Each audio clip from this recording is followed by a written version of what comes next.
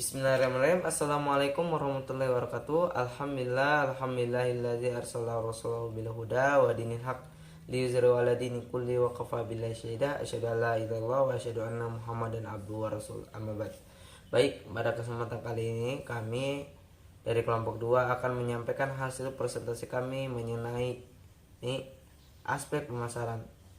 Aspek yaitu cara memandang pembentukan waktu secara internal di dalam situasi, keadaan, dan proses. Pemasaran adalah salah satu kegiatan pokok yang dilakukan oleh perusahaan barang maupun jasa dalam upaya untuk mempertahankan kelangsungan hidup usahanya.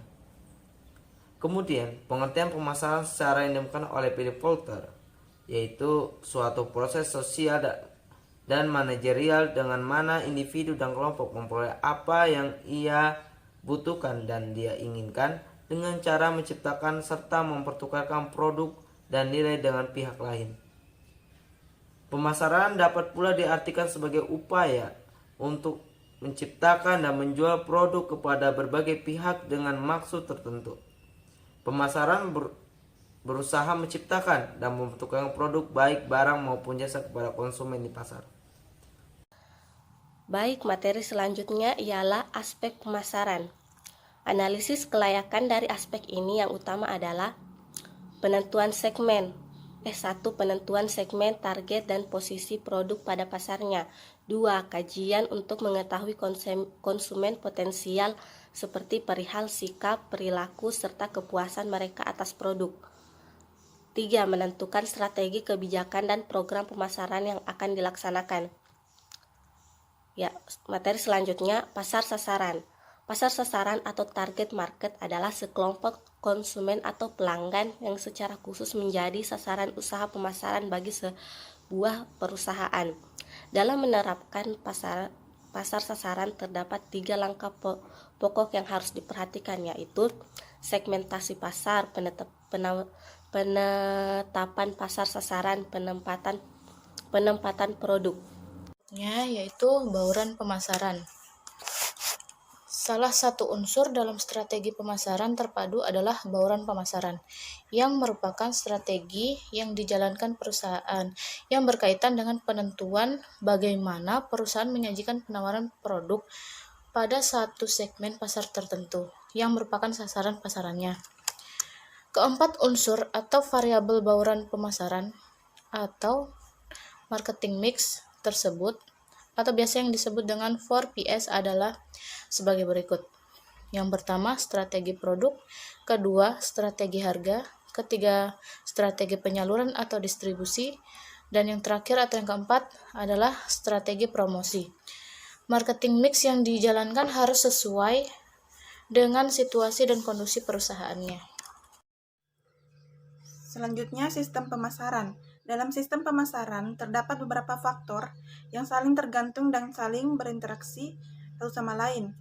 Faktor-faktor tersebut adalah yang pertama, organisasi yang melakukan tugas-tugas pemasaran. Yang kedua, sesuatu barang, jasa, ide orang yang sedang dipasarkan.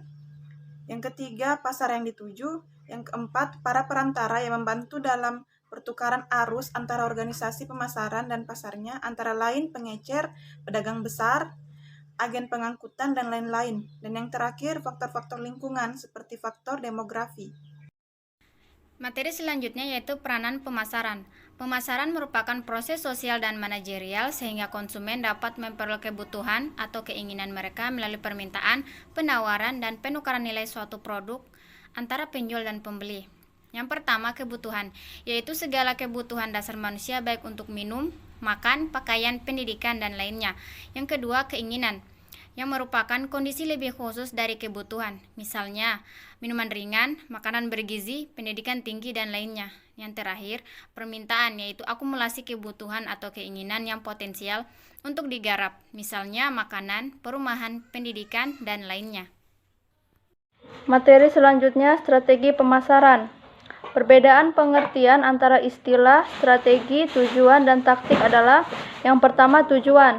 Tujuan perusahaan adalah memberikan kepuasan kepada pembeli dan masyarakat yang lain dalam pertukarannya untuk mendapatkan sejumlah laba atau perbandingan antara penghasilan dan biaya yang menguntungkan. Yang kedua, strategi. Strategi adalah suatu rencana yang diutamakan untuk mencapai tujuan perusahaan. Beberapa perusahaan mungkin mempunyai tujuan yang sama, tetapi strategi yang dipakai untuk mencapai tujuan tersebut dapat berbeda. Strategi dibuat berdasarkan suatu tujuan. Yang ketiga, taktik. Taktik adalah tahap-tahap atau langkah-langkah tertentu yang dipakai untuk melaksanakan strategi. Jika manajemen sudah merumuskan tujuan dan strateginya, maka ia berada dalam posisi untuk menentukan taktik. Itulah materi yang dapat kami sampaikan, kurang dan lebihnya mohon dimaafkan. Wabillahi taufiq wal hidayah. Wassalamualaikum warahmatullahi wabarakatuh.